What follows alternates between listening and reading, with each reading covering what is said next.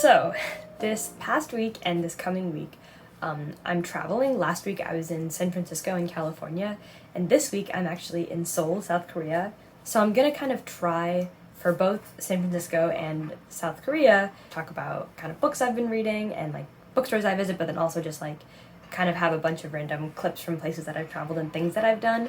I'm not really sure what I'm doing, so this is a bit of an experiment, but I'm kind of coming in here to interject a little bit of structure into the random clips that I have. To start, I visited two places in the San Francisco area.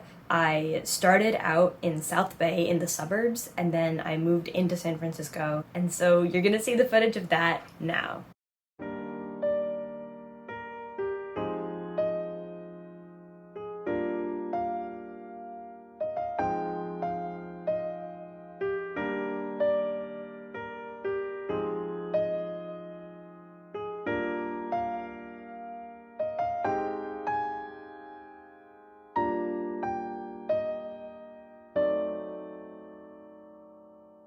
Alright, so the book that I read while I was in South Bay was In My Dreams, I Hold a Knife. And this is a thriller that kind of takes place over two timelines. It's about this group of 7 friends who are like best friends all throughout college, and then in their senior year, one of the members gets murdered. But then it's also following kind of 10 years later. They've all come back for the 10-year reunion of the college and have to come together to contend with the fact that the person who was murdered by one of their own, and it's not the one that everybody initially thought it was. So it's this like thriller, not dark academia, but it's kind of got this academic setting. It's about college and it's about adulthood. I really enjoyed this. We have a protagonist who's quite frankly not very likable and not really a particularly good person, and I kind of liked that. It keeps you on your toes because it's not going to be something small because you know that she's got a lot of questionable characteristics. And I think the end payoff was also pretty good.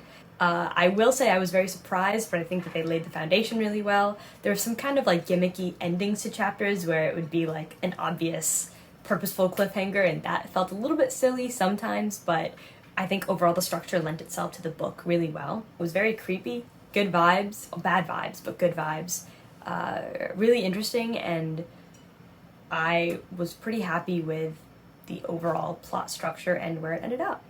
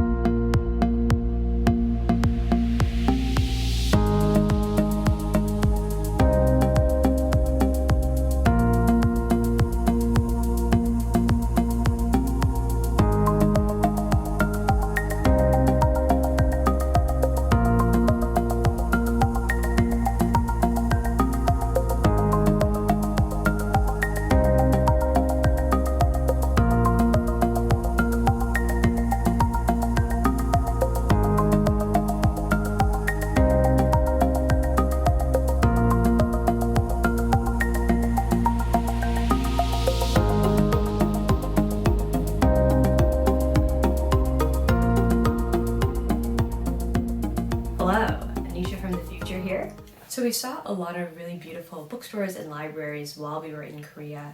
For example, the Starfield Coex library is like this mall, but the entrance to it is this floor-to-ceiling, wall-to-wall library where every single wall surface is covered with books. It was all in Korean, so we didn't buy anything or read anything, but we were able to sit and hang out and read there for a while. Just quite atmospheric to be around all those books and this beautiful kind of bookish looking sculpture. The next place where I bought a book was at the Kyobo bookstore in Seoul. This bookstore is entirely underground. We took an elevator down underneath the building to get there. That has this amazing chandelier that, changes colors, and there's this pretty decently sized English book section. And so I went over there and I was looking at all the display tables, and there's some really beautiful books, some books by Korean authors that I've seen in the States that I really would love to read.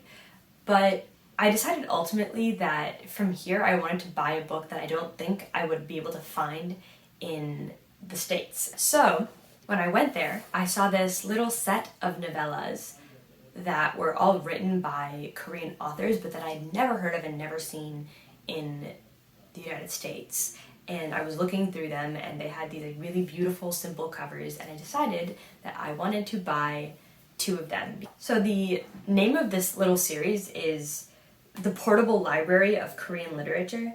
I ended up just picking out the 2 books that sounded most interesting to me. The first one was 3 Days in That Autumn by Park Won-so. It follows this gynecologist who is herself a rape victim, and her rape ended up leading to an unwanted pregnancy, and so now she spends a lot of her life providing abortions to people who otherwise might not be able to access them. So I'm very excited to pick this one up. The second book that I picked up from that same series is Photoshop Murder by Kim Young-ha. I believe this one is 2 short stories rather than 1 novella, but I truly have no idea what it's about. There's just one sentence at the back of the book that convinced me to buy it, and that sentence is, "Kinky photos and worn-out marriages, half-shaved faces, and ambitious plans to save toilet paper at the office. It all combines to create a gritty urban landscape so unbelievable it must be real." Genuinely no idea what it's about. I think it just sounds really cool and interesting, and I'm very excited to pick it up. So this brings us to the final book-ish location at which I purchased something, and that was the Book Cafe. It was in Busan. There was basically this alley, and it was called like Book Alley, and it had bookstores all along it. And there's this one specifically that we went into that was all Korean books, but it happened to have some really beautiful art and posters and postcards. And so from there, I picked up this set of postcards that are just like absolutely gorgeous. They're like pressed flowers.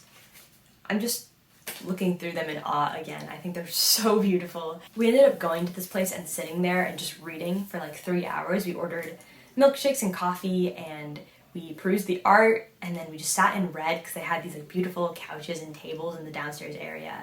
Besides those postcards, we also purchased a poster for our new apartment. I don't want to pull it out of the tube now, so I'll just insert a picture somewhere here, but we just thought it was so funny and interesting to see such like a vintage American poster in this Korean store, and we thought it fit our vibe very well. So the we is Sophia, by the way. We went to South Korea together, just to clarify. But that was everything that I bought. It was such a beautiful, fun trip. Now I'll let you get back to just the beautiful aesthetic things in Korea.